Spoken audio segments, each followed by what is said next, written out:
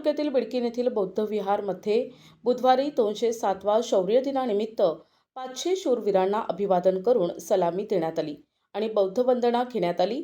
आज नवीन वर्षाची सुरुवात झाली असून दुसरीकडे भीमा कोरेगाव शौर्य वीर दिवस मोठ्या उत्साहात साजरा केला गेला।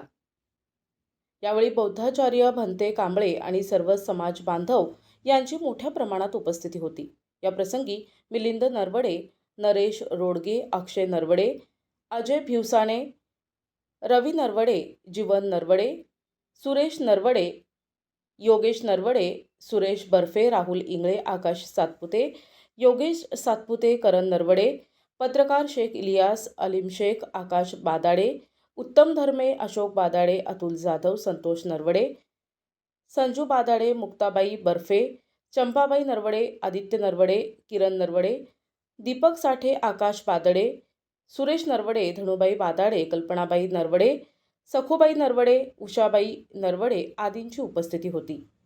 प्रतिनिधी अलीम शेख, NTV न्यूज मराठी, बिडकीन, छत्रपती संभाजीनगर।